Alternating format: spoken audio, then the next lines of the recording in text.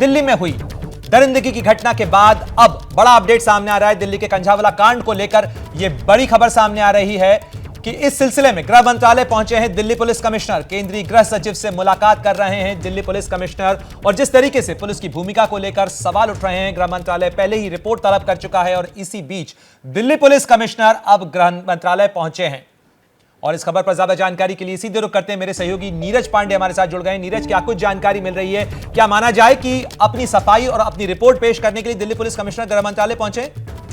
निश्चित रूप में दिल्ली पुलिस से जो चूक हुई है उसके बाद से गृह मंत्री अमित शाह ने खुद इस मामले को टेकअप किया और गृह सचिव को इस मामले में निर्देश दिया था कि दिल्ली पुलिस से पूरे मामले की रिपोर्ट तलब की जाए। कल शाम को ही ये गृह मंत्री ने ऑर्डर किया और गृह मंत्रालय के आदेश के बाद शालिनी जो स्पेशल सीपी हैं दिल्ली पुलिस की, उनको इस पूरे मामले की जाँच सौंपी गई थी। और आज ये अपने घर में जो 2 एक्स्ट्रा बेडरूम है उसमें होम स्टे बिजनेस करके महीने का 60,000 कमा रहे हैं। आपको भी ये करना है तो फ्रीडम ऐप को अभी डाउनलोड कीजिए। गृह सचिव से मिलने दिल्ली पुलिस कमिश्नर पहुंचे हैं। इसका मतलब साफ हो गया है कि दिल्ली पुलिस अब पूरे मसले पर गृह सचिव को ब्रीफ करेंगे, सीपी उनको ब्रीफ करेंगे, पूरे मसले पर बताएंगे कि क्या कुछ हुआ, दिल्ली पुलिस ने अब तक क्या किया, कहाँ चूक हुई और अब तक उनके पास क्या सफलता मिली है। इन सभी विषयों से अवगत कराने के लिए गृह सचिव से मिलने दिल्ली पुलिस कमिश्नर पहुंचे हैं।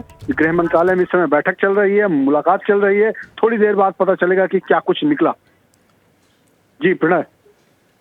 बिल्कुल नीरज, आप बने रहे हमारे साथ में। साथ ही अंकित गुप्ता भी हमारे साथ जुड़ गए हैं, गृह मंत्रालय से नॉर्थ ब्लॉक पहुंचे हैं केंद्रीय गृह मंत्रालय में मुलाकात के लिए दिल्ली पुलिस कमिश्नर। अंकित, क्या कुछ जानकारी जरा बताएं।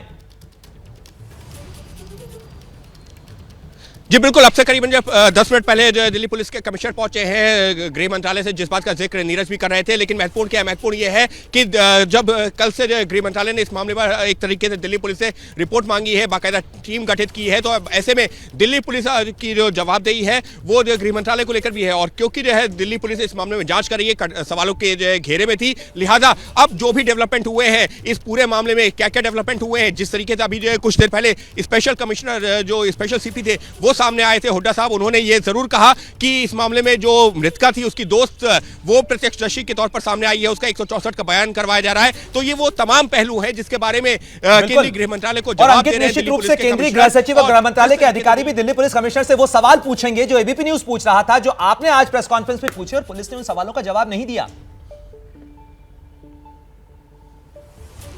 लेकिन देखिए, हमको भले ना दिया हो लेकिन वहां देना पड़ेगा। और खुद जब दिल्ली पुलिस के मुखिया वहां पर पहुंचे हैं तो वो बाकायदा पूरी एक रिपोर्ट लेकर वहां पर पहुंचे होंगे, जो शुरुआती जांच रिपोर्ट है, क्योंकि दिल्ली पुलिस सवालों के घेरे में है, कटघरे में है। और लिहाजा दिल्ली पुलिस के मुखिया खुद वहां पर पहुंचे हैं एक तरीके से ये बताने के लिए कि देखिए दिल्ली पुलिस के ऊपर सवाल जरूर खड़े किए जा रहे थे। हालांकि शुरुआती तौर पर जो बयान दिया गया वो जो है निश्चित तौर पर उसके बाद मेरे लोगों का भी गुस्सा भड़का, क्योंकि बिना पोस्टमार्टम के, बिना जो पूरी जो है जांच हुए ये कह दिया गया कि शुरुआती तौर पर ये एक्सीडेंट लग रहा है। अगर था भी तो पोस्टमार्टम रिपोर्ट का इंतजार करना चाहिए था, तथ्यों को सामने आना चाहिए था।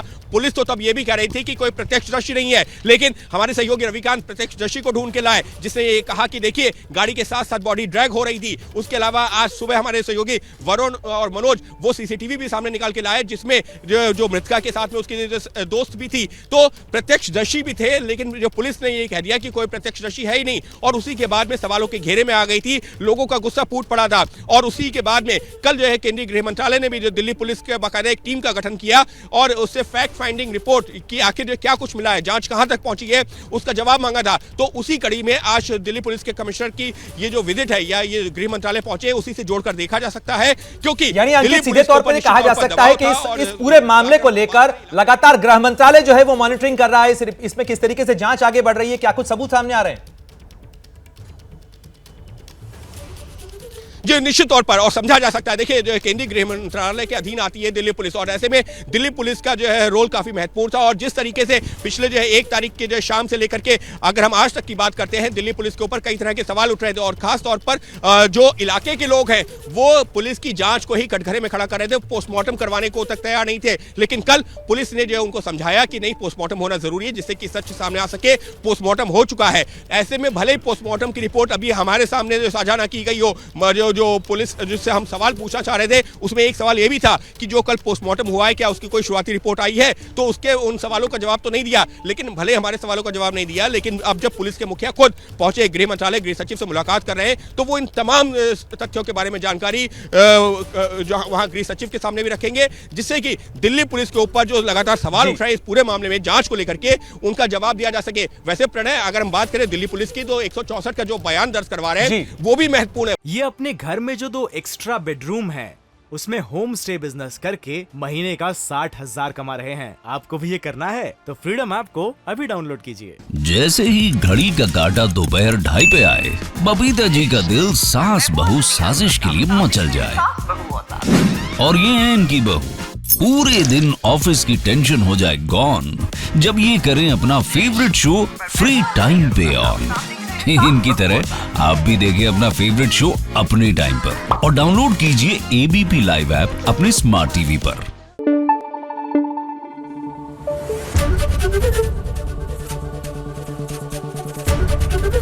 एबीपी न्यूज आपको रखे आगे।